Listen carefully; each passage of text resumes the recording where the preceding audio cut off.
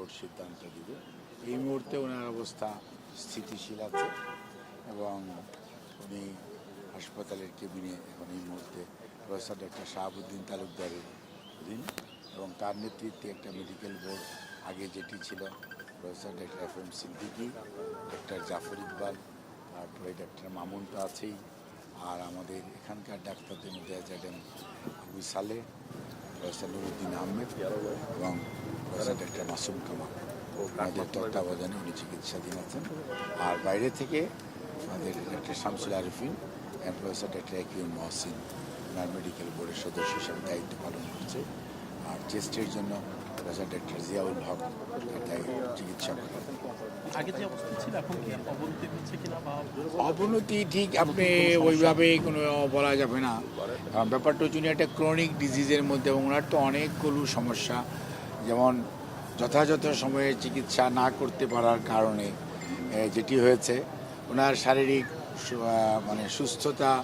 বা অসুস্থ থেকে সুস্থ হওয়ার যে সময়টা সেটা কিন্তু অনেক আগে চলে গেছে, যার জন্য উনি অনেক সময় এই যখন উনি জেলখানায় ছিলেন এবং চিকিৎসাটা রেস্ট্রিক্টেড ছিল, দেশে বা বাইরে চিকিৎসা করার ব্যাপারে অনেক প্রতিবন্ধকতা সৃষ্টি করা হয়েছিল, তখন আমরা যথাযথ চিকিৎসা যেটি ওনার পাওয়া উচিত সেটি অনেক ক্ষেত্রে আমরা করতে না পারার কারণেই ওনার শারীরিক অবস্থাটা অন্যান্য এই সমস্ত রোগের যে ন্যাচারাল কোর্স অফ ট্রিটমেন্ট যা হওয়া উচিত সেরকম না হওয়ার কারণেই ওনার মাঝে মাঝেই ওনাকে আপনারা দেখছেন যে আমরা লন্ডনেও চিকিৎসার জন্য যখন উনি গিয়েছিলেন ওখান থেকে মোটামুটি উনি বেশ সুস্থ হয়ে উনি দেশে ফেরত আসার পরবর্তীতে উনি আবারও অসুস্থ বোধ করেন। ওনার পরীক্ষা নিরীক্ষার জন্য এখানে আনা হয় এবং ওনার এই চিকিৎসা কার্যক্রমে আজকেও আমাদের ভারপ্রাপ্ত চেয়ারম্যান জনাব তারেক রহমান, ওনার সহধর্মিণী ডক্টর জুবাইদুর রহমান বা আমাদের আরাফাত রহমান কোকর যে মিসেস শামেরা রহমান এবং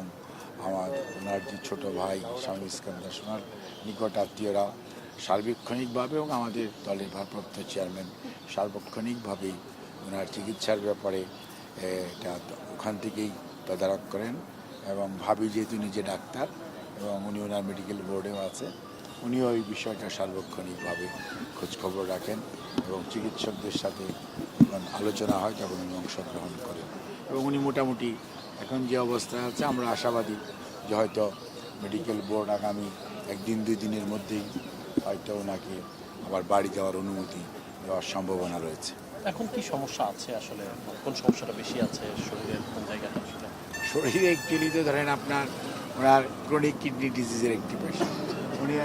হার্টে ওনার ব্লক আছে, হার্ট ফেলিউর ওনার একটা বড় প্রবলেম, ওনার লিভারের মধ্যে সমস্যা আছে। কাজেই এই সমস্ত যে জটিলতাগুলো একটা মানুষের যে সমস্ত মেইন অর্গান প্রত্যেকটার মধ্যে জটিলতা দীর্ঘদিন যাবত আছে এবং এই সমস্ত জটিলতা নিয়েই আলহামদুলিল্লাহ আল্লাহর শেষ মেহরবানি, মানুষের দোয়া এবং উনি অন্য অনেক মানুষ এসছে আলহামদুলিল্লাহ, এত অসুস্থতার মাঝেও উনি অনেক সুস্থ আছেন এবং ওনার অবস্থা স্থিতিশীল। যদিও উনি সাধারণ মানুষের মতো চলাফেরা করা, কাজ করা বা কথা বলা সেগুলো হয়তো উনি করেন না, তারপরেও এত অসুস্থতার মাঝেও এত প্রতিকূলতার মাঝেও ওনার অবস্থা আল্লাহর রহমতে মানুষের দোয়ায় অনেক স্থিতিশীল আছে। ধন্যবাদ।